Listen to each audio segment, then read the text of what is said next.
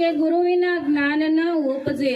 આપણે ગમે એટલા ભટકી, તીર્થ કરી, વ્રત કરી, ઉપવાસ કરી, પણ ગુરુ વગરનું જ્ઞાન મળતું નથી। કયું જ્ઞાન? તો કે હું કોણ અને પરમાત્મા કોણ। બીજું ભૌતિક જ્ઞાન તો ગમે ત્યાંથી આપણને મળે છે, પણ પોતાનું જ્ઞાન આપણને સતપોથી પુસ્તક પાના વાસો, પણ એમાં હું કોણ છું એ ઓળખાય નહીં। એટલે એમાં ભેદ પડ્યો છે અને એ ભેદ સતગુરુ મટાડે છે।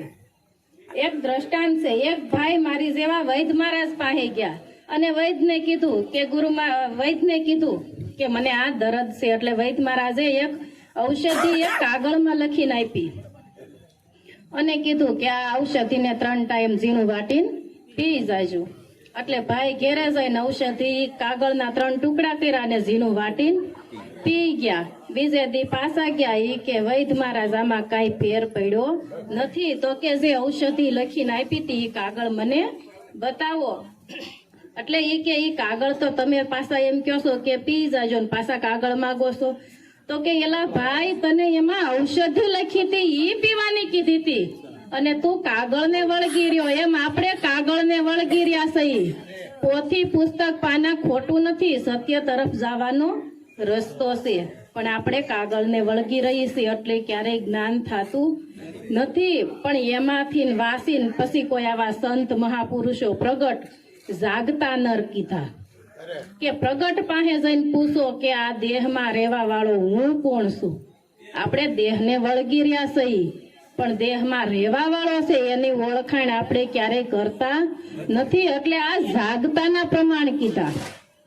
એટલે ગોરખે કીધું કે હે મનસા માલણી તું જાગતા નરસેવ, તો તને મળે નિરંજન દેવ। મનસા માલણી તું જાગતા નરસેવ, તો કે જાગતા કોણ? તો કે પોતાના સ્વરૂપમાં જે જાગી ગયા છે ને એને જાગતા કીધા છે। જે પોતાના સ્વરૂપમાં જાગ્યા છે, બહારનું ભટકણ મટી ગયું છે, આ નિરોગી થઈ ગયા છે। એટલે કીધું કે જ્યાં જ્યાં દેખું ત્યાં ત્યાં રોગી, રોગ રહિત મેરે સતગુરુ જોગી। જ્યાં જોવો ને ત્યાં રોગિયા છે।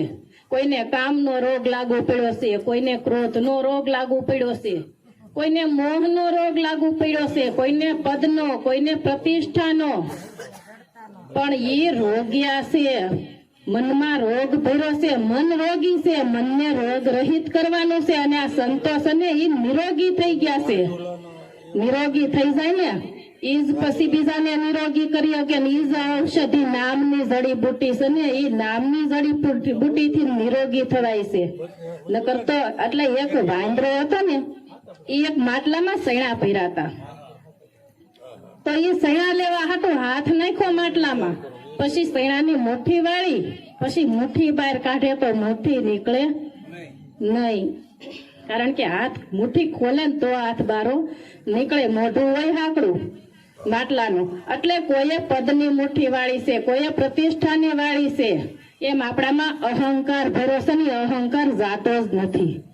આ અહંકાર નીકળે ને તો અજ્ઞાન રૂપી અહંકાર નીકળે ને તો જ્ઞાન રૂપી પ્રકાશ થાય, નકર થાય એવું નથી। એટલે આ જ્ઞાન છે ને એ સંતોના શરણે જવાથી, આપણને સદગુરુના શરણે જવાથી આ પોતાના સ્વરૂપનું ઓળખાણ થાય।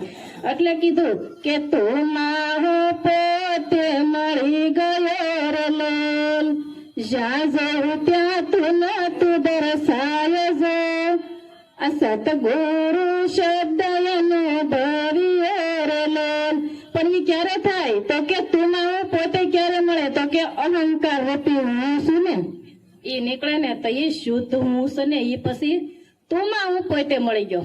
પછી જ્યાં જોવું ત્યાં તારા સિવાય બીજો કોઈ નથી, પછી જ્યાં જોવું ત્યાં તું ને તું છે। એટલે નિરાંત મહારાજે કીધું કે એસો ખેલ રશો મેરે દાતા, જા દેખું ત્યાં તું નતું।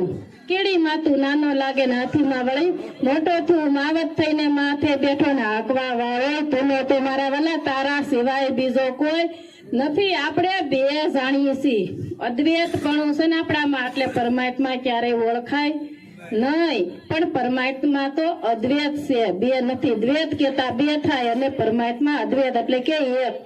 ઘાટ જુદા જુદા છે, નાના મોટા હરિના ઘાટ, કઈક સૂક્ષ્મ ને કઈક વિરાટ પેરે પેરે મેં જોયું મથી હરિ વિનાનું કોઈ પદાર્થ નથી. ક્યાં નથી? જ્યાં દ્રષ્ટિ કરો ત્યાં મારા વાલા સિવાય બીજો કોઈ નથી.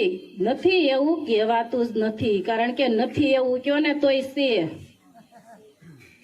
પ્રહલાદ નારાયણ નારાયણના જાપ જપતા, એટલે એક વખત એના પિતા હિરણ્યકશ્યપે કીધું કે તું નારાયણ નારાયણના જાપ જપસા તો તારો નારાયણ છે ક્યાં?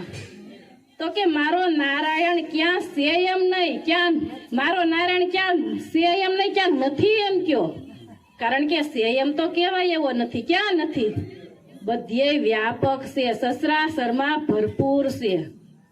અણુ અણુમાં મારો વાલો પ્રગટ છે, કણકણમાં છે. કૃષ્ણ ભગવાને કીધું કે હું કણકણમાં છું, મારા વગરની હોયની અણી મુકાય ને એટલી જગ્યાએ ખાલી નથી. તો આપણને એકમાં દેખાય છે, બીજામાં દેખાતો નથી. પણ પરમાત્મા તો વ્યાપક છે, સરાસર વિશ્વમાં વ્યાપક ભરપૂર છે. અને આપણે એકમાં મંદિરે જઈએ ને તો આપણે એકમાં દેખાય. ઘેરે આવી તો ઘરવાળામાં, ખાહુમાં, ખાહરામાં, છોકરામાં, વહુમાં નથી દેખાતો, કારણ કે એમાં આપણને દેહ ભાવ દેખાય છે.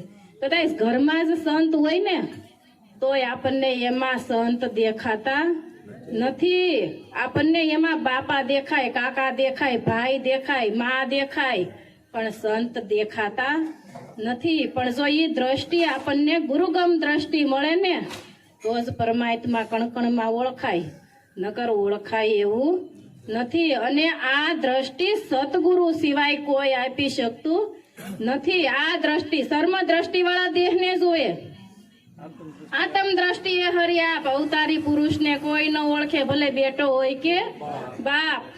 સર્મ દ્રષ્ટિ આ સાંભળાની આંખથી જોહો ને એટલે તમને ઘાટ દેખાહે, ભાઈ દેખાહે, કાકા દેખાહે, મામા દેખાહે, નાના મોટું બધું દેખાહે, પણ પરમાત્માના દર્શન થતા નથી. પણ આ ગુરુગમ દ્રષ્ટિ, જ્ઞાન દ્રષ્ટિથી તમને કણકણમાં આપણને પોતાનું જ સ્વરૂપ દેખાય. આપણે નમીને તો કોઈને નમતા નથી, પોતાને જ નમીએ છીએ, બીજા કોઈને નમતા નથી. એટલું બોલી ઘણા સંતોને આપણે સાંભળવાના છે. મારી વાણીને વિરામ આપું. બોલો સત્ય ગુરુ મહારાજની જય.